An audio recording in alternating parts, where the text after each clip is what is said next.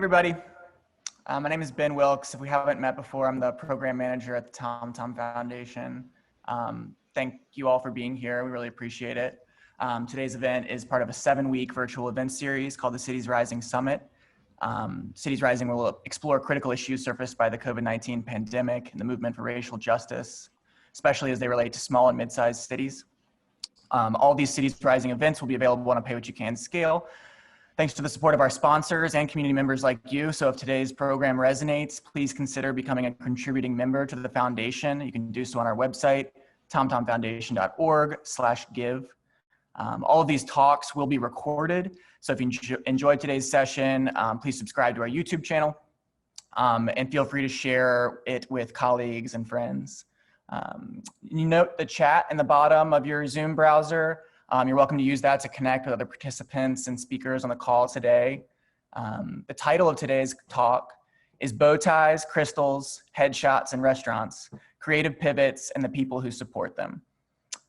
We're looking forward to hearing from entrepreneurs and small business owners from Pittsburgh, Cincinnati, Richmond, Virginia, and Washington, D.C. about the ways that they have made sustainable changes to their businesses, often while giving back to their communities at the same time. These will unfold as 4 10-minute talks, followed by a short period of breakouts for you to share reflections with others on the call here today. This event is part of a thematic week of programs around small business and entrepreneurship and is brought to you by the Charlottesville Office of Economic Development, who we thank for their incredible support. With that, I'm pleased to introduce you to our first of 4 presenters this afternoon. Nisha Blackwell is the founder of Knotzland, a zero-waste bow tie manufacturer. She's also a program coordinator and business coach at Origins, which is an organization celebrating and supporting Black artists, makers, designers, and craftspeople working in Pittsburgh, Pennsylvania. So Nisha, I will turn it over to you. Yes. Thank you so much. Thanks for having me. Such an exciting summit and honored to be here in both virtual and in our physical space still. As been introduced, my name is Nisha Blackwell. I'm the founder of Knotzland bow ties. We make pre-COVID 100% bow ties pre-COVID from repurposed and reclaimed fabrics and materials, and have made them through a network of women who sew from home. So they get their materials, take them, sew from home, and get paid to do so. We affectionately call that our social network. So those are the main 2 buckets of mission wrapped up in Knotzland. And, you know, just to speak a little bit on the vision of Origins, I also, outside of Knotzland, do some consulting for CDFI here in Pittsburgh called Bridgeway Capital. They host a program called the Creative Business Accelerator, and one of our initiatives in the program is Origins. It's a fairly new initiative, but we've taken about 3 years to engage and respond to the needs of Black and Brown creatives here in Pittsburgh. So, you know, while the initiative as a title is new, the work has been going on for the past 3 years alongside my colleagues. And so, you know, Knotzland launched in 2015, and we were coming up on our 5th year, and everyone tells you that the 5th year is the hardest year, and like if you can make it 5 years in business, you're gonna kill it. And so this is quite the year to have experienced our 5th year. We had all of these plans of, like, you know, honing in on what we do best and leaning into some of our mission a little bit further, and highlighting other aspects of our mission, and really starting to recruit more sewists. And we've felt really comfortable in that. But obviously in March, we got phone calls saying that we had to shut down. Our city had to shut down for good reason, to help to be a part of slowing the spread. And in that shutdown, you know, as an individual, I was like, yes, this makes total sense. I want to do whatever I can.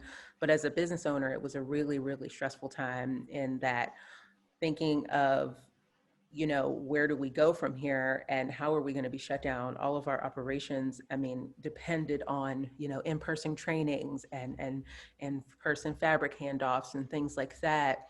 And so it was devastating. And we also started getting calls and cancellations for weddings, and weddings are our big season. They're our busiest season, weddings and events. I mean, springtime is when the world starts to open up. We have a slow January, slow February, but like March and April is yearly what we look forward to start to see that rise again. And so to have to go through those phone calls and call up our social network and tell them that we weren't able to provide their projects for the foreseeable future was probably one of the most stressful, devastating moments in my entrepreneurial journey. And then alongside that, as a consultant for CDFI and for Origins, I had to also have those conversations with other business owners and Black and brown business owners who already face the many barriers to access to doing equitable business in our city. I could definitely speak to that, but I can also confidently say globally, right? So that was March was so hard. And then we started seeing requests for masks. And it was one of those moments where I felt like so low and so deflated as an entrepreneur that I was like, I don't even know how to participate. Like mentally, I don't even know where to start and what to do. And then just a light bulb went off and I was like, this is not you. Like, you respond, you are a problem solver. This is what you do. Wait a minute, you have fabric, you have ribbon, you have elastic. Wait a minute, like, what are you thinking? You can at least like start to prototype some masks and learn how to make masks. And so I spent hours and hours and hours in here by myself because no one else could be here. Our production manager couldn't be here and other folks couldn't be here at the time. So I was literally by myself spending hours making masks. And those first batches of masks ended up going to essential workers. I mean, if you remember, hospital employees, EMS, like teachers, people who still had to go out people who had health conditions who had to go to doctor's appointments. We had started to build this operation. And when I say we, it was like me at this time, because I couldn't confidently ask folks who were used to getting paid to sew to come back and sew for free. So I had been in here just churning out masks, putting them in paper bags, letting them sit for a couple of days, giving them to the community. Anyone who needed a mask, the goal was to get masks into people's hands.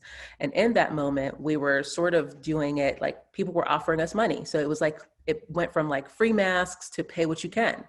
And then this pay what you can model started to really get us enough money to where I could start to bring back people. And so the first person I brought back was Nicole, our production manager. And she was the first person I was like, hey, I've got to teach you how to do this so that you can start doing some videos and some virtual trainings for our social network so that we can get people, because the demand was just insane, like responding to the needs where it was like, it feels like a whirlwind now, and rapid prototyping masks, materials, sourcing things. It was just insane. And then we collaborated. We have a huge ecosystem here in Pittsburgh of creative organizations that are really supportive and really collaborative. So we collaborated with a fabric store who took the fabric donations, Makerspace who made bias tape things for the machines to put onto the machines for the sewers to be able to do the ties, because we were running out of, it was hard to find elastic and ribbon and stuff.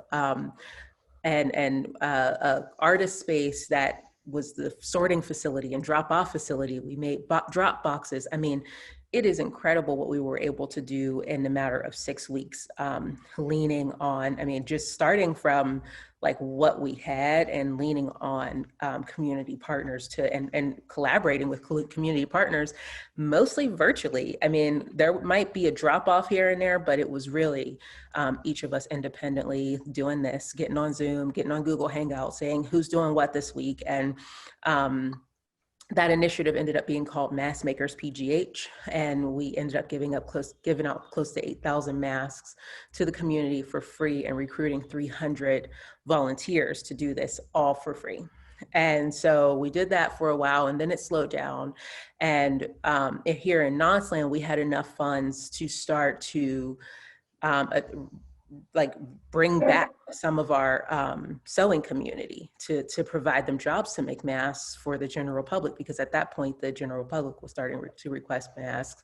That, and also the CDFI that I work for, the Creative Business Accelerator, gave us a small grant to bring back other sewing entrepreneurs who may have had business taken away and may have had, so Knotzland kind of became the hub for also sewing entrepreneurs to make masks and make money on masks. So again, it all just goes back to community and collaboration and working together to really realize meaningful impact in this space. And we're now here today. We're still making masks. So I like to break it down and say, like, you know, the first phase of mask making was free and to high risk populations and people who had low to no access to masks. The second phase was organizations that served populations who had low to no access to masks. And those folks were like, had some money in the budget to pay. So that was kind of when it started to go up. And then the third phase was the general public and our retail masks. And we are still selling our retail masks and also creating masks for organizations. And now it's like a little more specialized. People are requesting different things. So that has really, I mean, those moments, I think back to March when I was feeling like just devastated, and those moments of responding to that devastation in a positive way, and, you know, getting out of my own head and out of my own space and thinking about the community has really sort of had a trickle effect on our entire year at this point. And that's really the gist of it. I'm still doing the consulting with Origins, and that program is really growing.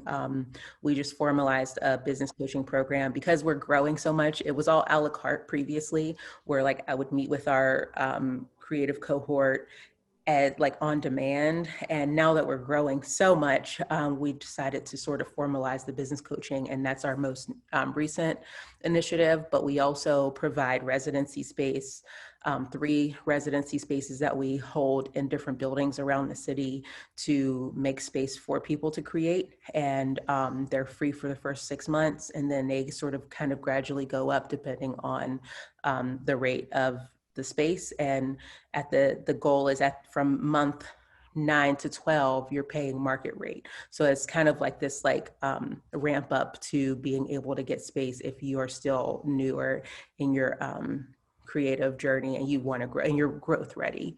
Another thing that we do with the Origins initiative is that we have an exhibition in which it's a public exhibition. This year we held our annual one, our first annual one, at a gallery space and auction house here in the city, where the goal was to celebrate Black owned and Black made products in a space that you would not necessarily see them. So in this auction house is like a fine art space, and we basically turned it into a shoppable exhibition. It's really cool. There's some photos on originspgh.org if you want to check it out, and you can learn more about the program there. And I think that's my spiel. If anyone has questions for me, if I have any time here. We can do one question, Nisha.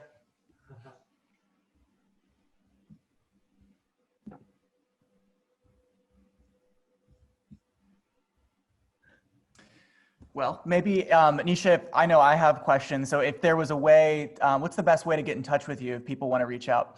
Yeah, so the easiest way to reach out is if it's Origins or Creative Business Accelerator focus, then you can reach out to Nisha at origins.org, and origins.org or origins.pgh.org. I think it's origins.pgh. I never have to type it out because it always comes up.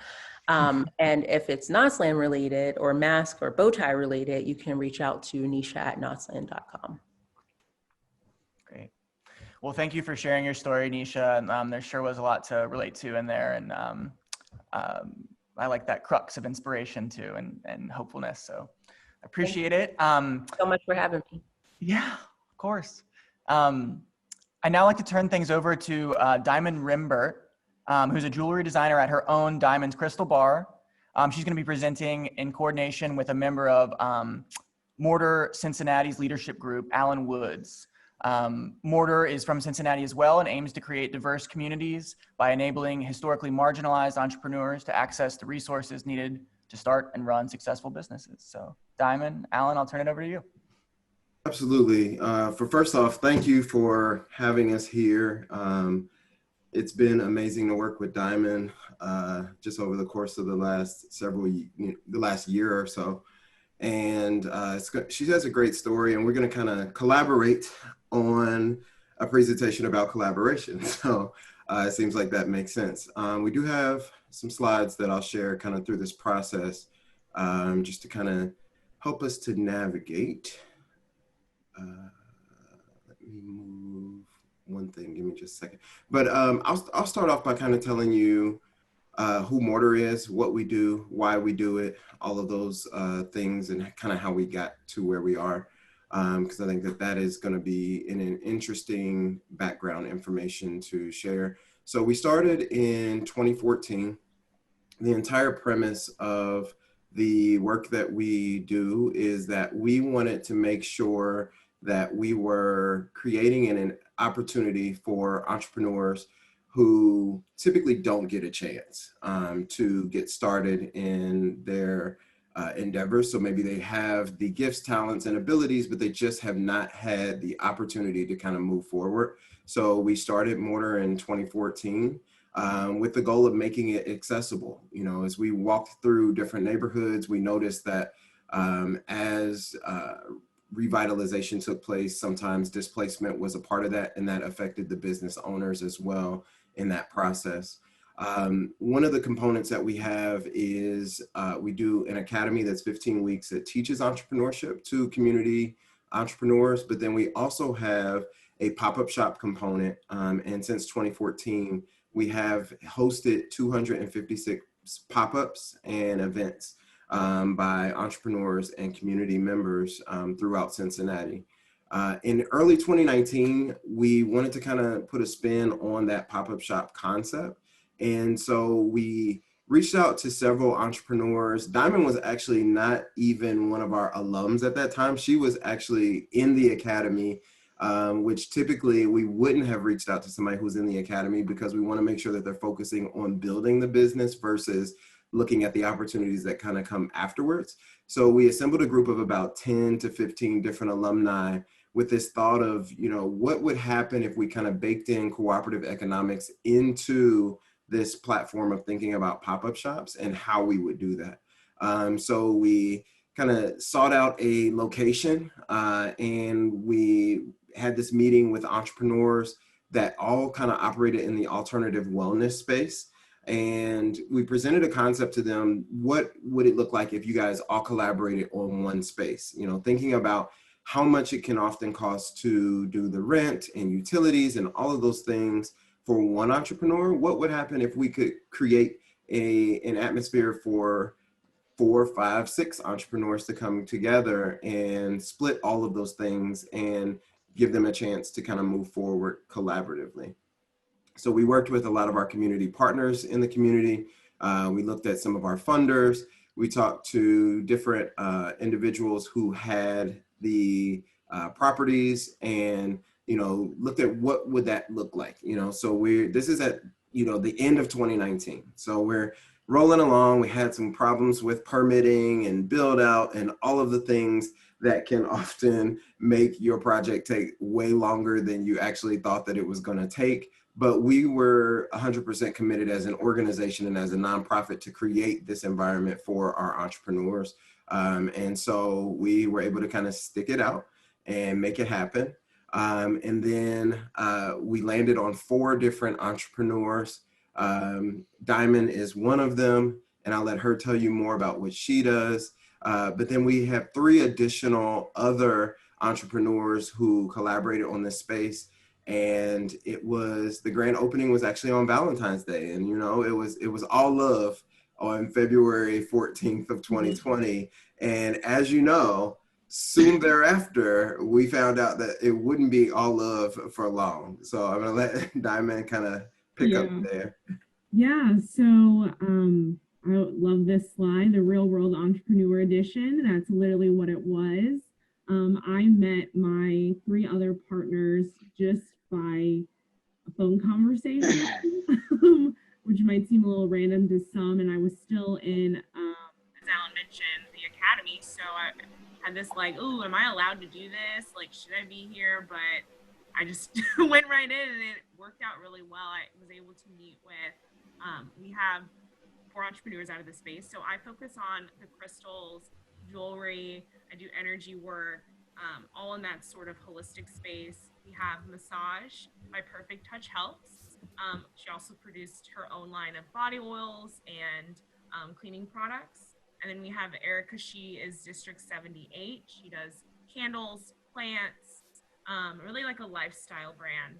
And then we have Matunda Juicery that focuses on fresh pressed juice and just really livening up the space with that food element that we all kind of love.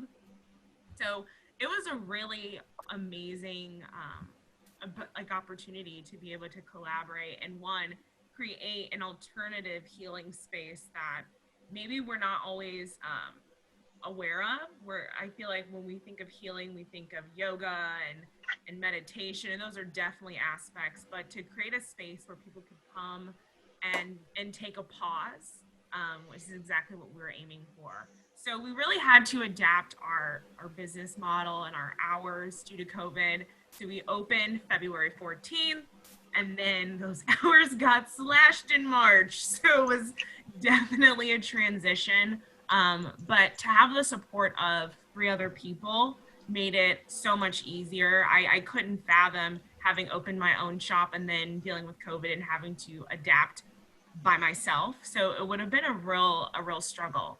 But we did end up, we're still dealing with some minimal hours, but we've definitely ramped up on social media engagement and just making sure we were taking the precautions to allow our customers to feel safe and creating that safe shopping experience, which I think everyone is hyper aware of these days.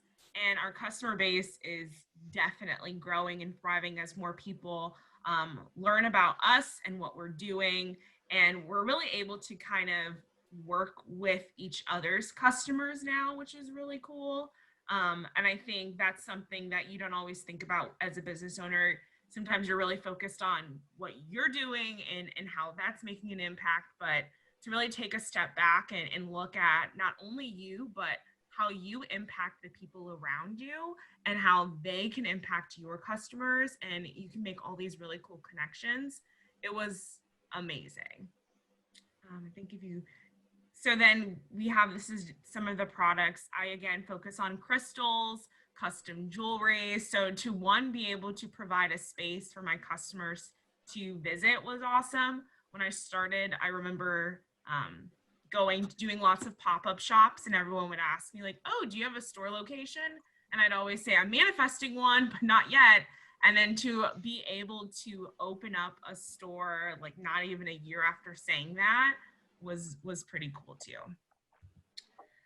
So business activity has definitely increased. And I think what we've been doing is really listening to what people want and need to feel good, especially with COVID. So District 78, she added plants, which she primarily was focusing on candles and some other like home type branding ideas. But to see the growth of the plants in this space, it literally turned pause into what I think it was always supposed to be, which is this just like soup, almost feels like a cultured jungle of greatness. You just walk in there and there's all these amazing things that you can take part of.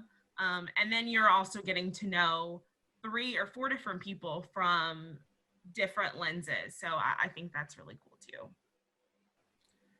So yeah, within the 7 months of opening, we have gross 63K, which is amazing. Just amazing, especially given the circumstances that we've had to deal with, the pivots that we've all had to take our businesses in, and being able to adjust and be able to still have these type of results. It just makes me so excited for one, to like keep this momentum going, but also like, you know, this is awesome. And we did this because MORTAR really helped us and uplifted us to get to this point. And it's so awesome how, as a community, when you have those strong community organizers that are really focused on like shining the light on businesses specifically that don't always get that spotlight, I think you see, you know, where your change makers are. You see where your hidden gems of your community are located, and they're able to shine and really make a huge impact to the people around them. So that's that. So 5 reasons that I would say to kind of consider this collaboration. 1, it really allowed for cross-pollination, which helped us, again, mingle with each other's customers, especially when you kind of think of us all being in the alternative wellness space. Our customer is very similar. So it really helped us get to know each other, but also pull in those customers that maybe we wouldn't have been able to connect with. It definitely decreased expenses, as opposed to having to spend your money on, you know, something totally by yourself. To split into 4 is like, oh my goodness, thank you so much. Like it just takes that burden that sometimes you think of financially and really like eliminates some of that stress. And then just the increased profitability because of that cross-pollination. And then time. I think time is a huge aspect. We all are able to shift our schedules and work within the space, which is really nice. The energy aspect, I don't have to be the only one where if a security alarm goes off, I have 3 other people that can respond to it. So it definitely adds a level of flexibility. And I think that just leads into the support of knowing that you have a strong group of people that take business just as serious as you do and are, you know, just as driven to see those results and allow success to just happen. Yeah, I love that component of support. And, you know, as an organization that is working with entrepreneurs, for us, providing that support, for me, the way that I look at MORTAR is that we can't win as an organization if our entrepreneurs don't win. And so we are always looking for ways to continue to provide that support, continue to provide that synergy, pairing people together. And I think that when you look at the statistics of businesses that have closed during COVID, or the ones that are having kind of these struggles, if there was more of a mindset of that cooperative economics or that collaboration mode, you would see more businesses thriving at this point versus competing. Because what has taken place in pause has just blown me away, you know, as a brand new organization that has come together. Like, all of them existed separately for periods of time before that, but then to come together, they have kind of, you know, I'm going to age myself with this, but they have kind of created like this, you know, Voltron mode of like having all of these different components come together to make this bigger thing that's even more powerful and stronger in the community and making a bigger change in kind of our network. So in the short term, as MORTAR and as an entity, we're looking to continue to support and encourage more entrepreneurship partnerships like this. We've actually kind of started to think about changing our entire mode of how we do pop-ups and pushing all of them towards this type of model, because it's been amazing to kind of watch this take place. And so if you want more information about MORTAR or about Diamyn, and you want to reach out to us, you can find out more information on both of our websites. Ours is wearemortar.com. Diamyn's is diamondscrystalbar.com. And thank you for taking the time to listen. I'm not sure if we have time for questions, but if you have questions, you can reach out to us through our websites if we don't have time. Awesome. Thank you, Alan and Diamyn. That was super inspiring to listen to. I know Danielle, I saw in the chat, latched onto this too, but that idea of manifesting, I think, is something we can all relate to. And in the spirit of collaboration, this is a great segue into Nick Davis, who I'll introduce now. He's a career photographer and the founder of Sidekick RVA, which is a team of local business leaders in Richmond who have joined forces as volunteers to offer valuable career advice and tools to help others succeed. So Nick, it's all you. Sweet. So March 12th, I was on a job, and I got an email followed by a phone call from a client that simply said that the job I had about 2 weeks later was canceled. They are a big running company. They put on huge events down in the Virginia Beach area, and I produced some marketing material for them. And that made sense. COVID, lots of people running. When I run, I cough. Not great for COVID stuff. And so I understood that. But what I didn't understand and didn't expect is that was just the first domino that fell pretty much the rest of my calendar. And in that moment, when I realized that all the momentum that I had, all the work that I'd done for the years leading up to it, kind of didn't matter. Like, my hands were tied. I couldn't do anything. And it was wasn't my fault. Like, there's nothing I could do, nothing I could really prepare for that. And in that moment, it felt very similar to when I started my business. And when I made that decision, I was on a couch recovering from ACL reconstruction. I had a lot of time just to sit and think. And I realized that I wasn't super stoked on my work-life balance. I worked retail, so they basically owned me. And decided to have a conversation with my wife. And I said, look, I can go to college, or I could try this photography thing and make it like a business. And she said photography. So I picked up the phone, called my buddy Nate, who shot my wedding. And I explained to him the situation. And I said, can I come visit? And he said, come through. So I packed my car, drove to Ohio, where I gained a brand, some identity stuff for my brand, learned how to do some social media, learned a little bit more on how to use my camera, came back. And then I had this business piece, and I didn't go to business school. I didn't go to college at all. And I didn't study under a fancy photographer. So I really had to kind of learn both things at the same time.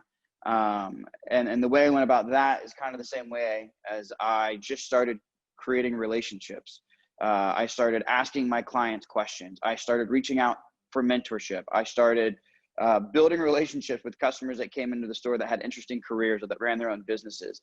And I just started gathering all this data. And little by little, I grew a very successful photography business. Coming back to March 2020, I am having many conversations with my wife on how my finances just disappeared. And they were challenging conversations. They were difficult conversations, but they were easy to some degree just because my wife's a nurse practitioner. She's an essential employee. I'm not the sole provider for our family. So I knew for the most part, we would be okay. But we still just kind of kept going around like, what are we going to do? Like, are we going to keep the kids in daycare? What are we going to do? And about the third day, probably around March 14th, 15th, I was just like, I got to do something. And so I had this thought, and my thoughts kind of started with, I'm a photographer. I can provide free headshots to anybody that's lost their job due to COVID-19. Happy to do it. Would love to do it.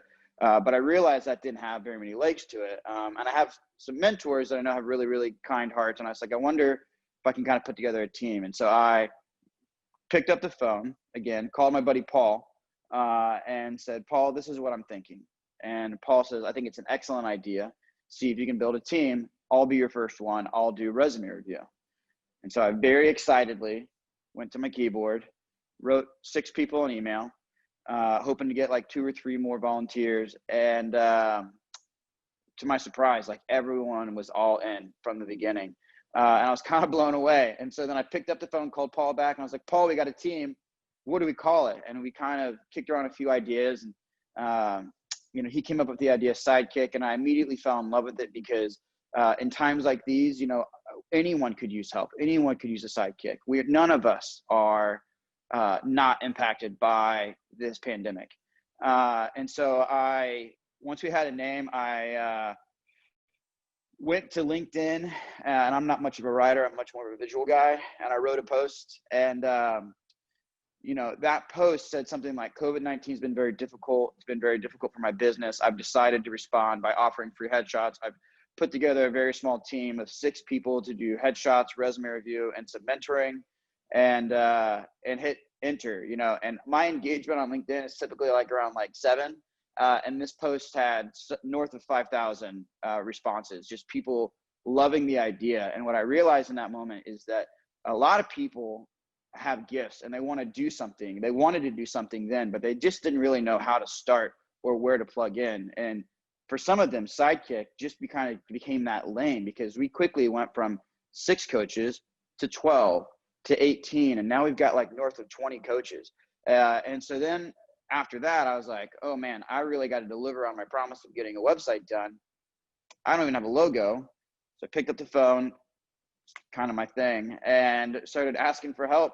And I called a few agencies, and my buddy Jason is the first one that picked up. And I said, Jason, this is my thought. This is where I'm at. Can you help? And he said, man, I was literally just having a conversation with one of my account managers. And I was like, I want to help, but I don't know how. And he's like, this is the perfect space for me. So he had me a logo the next day. Because of the beauty of Squarespace, I had a website up in like 3 days. And I had a social media campaign ready, and I did all this push, and it published it, and nothing happened. Like a week went by, no responses. 2 weeks, no responses. And I began to wonder if I did it right, if this is actually needed, if it isn't necessary. Was I just building up this need in my mind? I had a lot of doubts, and then we got our first one, you know, and the first one, I mean, it just is written in my mind. It said, I haven't had to look at my resume in 31 years. I have no idea where to start. And it was in those moments, those early moments, where people's just humility and transparency came through so beautifully that, again, it just reinstated that we are all in this together. No one is not touched by it. And we had a huge, amazing team of people really ready and wanting to help. So since then, since March 15th, we've done about 100 coaching sessions, which I think is incredible. We've done dozens of resume reviews, tons of headshots, not tons, a bunch of headshots. And Sidekick exists, not because of me or anything like that. It exists because of the community that Richmond is. And it exists because of the intentionality that I did have in building a network of great business leaders and entrepreneurs.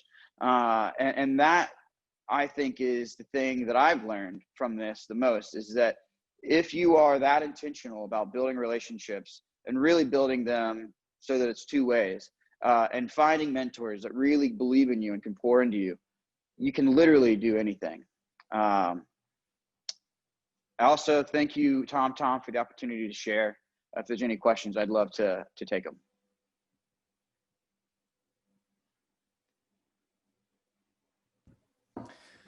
Thanks for sharing, Nick. If someone wanted to reach out and get in touch with you, what's the best way to do that? Absolutely. So sidekickrva.com is the website, and you can contact us through Instagram as well. It's kind of our primary platform, that and LinkedIn. Cool. Awesome. Thanks for sharing your story.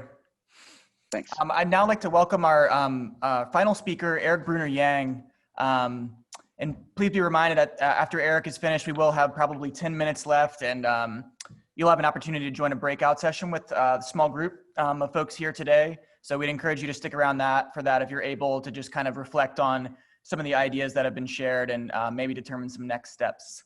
But without further ado, Eric is a Washington, D.C. based chef and restaurateur focused on providing food and space as commons. He's also the creator of the Power of 10 initiative. And over the past 9 months or so, Power of 10 has empowered restaurants to employ staff, maintain operations, and feed the people in their communities who need it the most. So Eric, I'll turn it over for you to share. All right. So basically, my name is Eric Bruner-Yang. I'm a chef, small business owner here in Washington, D.C.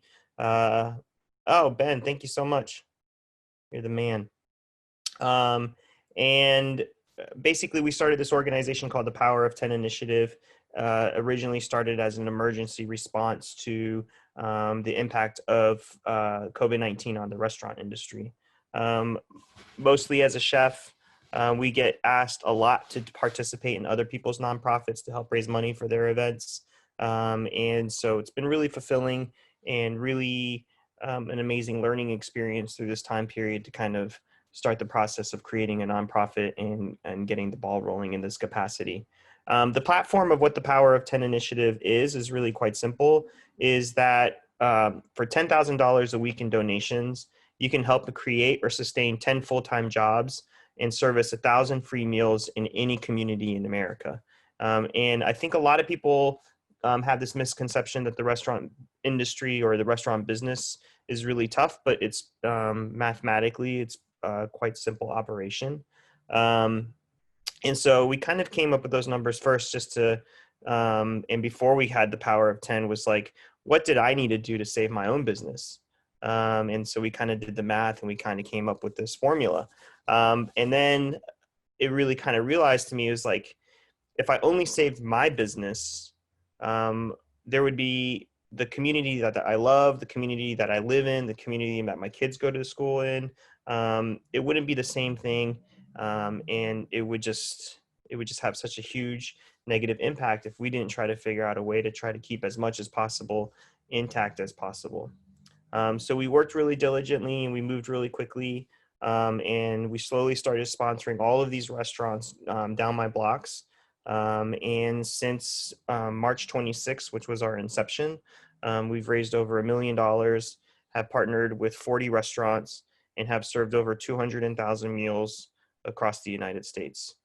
What I really love about kind of like trickle up economics and the power of the individual donor is just really highlighting the fact of the impact of like how much $1 in donation makes. So, you know, for every dollar that goes to a restaurant, you know, it helps pay for the workers, which then they can use to buy the food, to deliver the food to where it needs to go.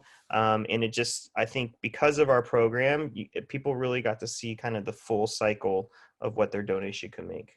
Our original intention was just to use this as like a social media model to help other restaurants who had GoFundMes or all of these things to say, hey, if you collectively took your idea and streamlined it into this kind of this very simple concept for your own individual fundraising, you know, you might find it more effective.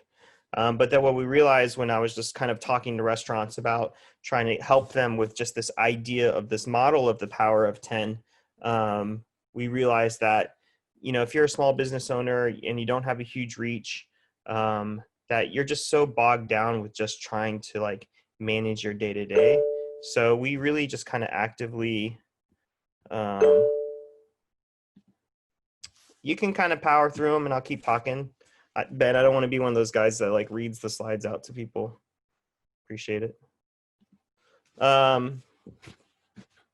So then we decided, you know what, we're just going to really turn this into a nonprofit and just raise the money for people.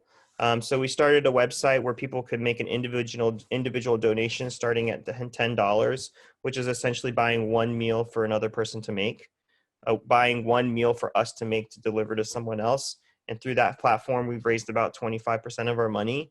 And then we just started going through our reservation book, just emailing every person in our reservation book, emailing every person that I've ever done a charity event for, and just really hustling, just like I did when I wanted to open my own restaurant, just taking that same approach to that kind of energy of trying to raise money for your own individual small business, and then, you know, and then really doing it for other people.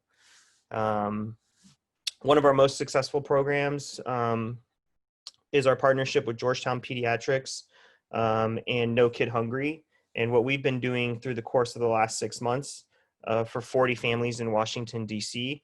is providing a week's worth of hot meals and groceries individually delivered to their homes. A lot of these families are single parent households with multiple children and elderly in their homes. And I think being able to deliver the meals to their homes during a time where public transportation was really limited, and many of them had lost their jobs, really gave them back hours of their lives every day to not have to stress about the stressors of COVID-19. So right now we're actively fundraising to continue that program through the next 12 months. So these same 40 families can have food security for an entire year of a week's worth of meals delivered to their house. So we really have kind of started transitioning from an emergency response program into, you know, a full active food security program. And it's, you know, and that's our program. That's what we do. It's very simple.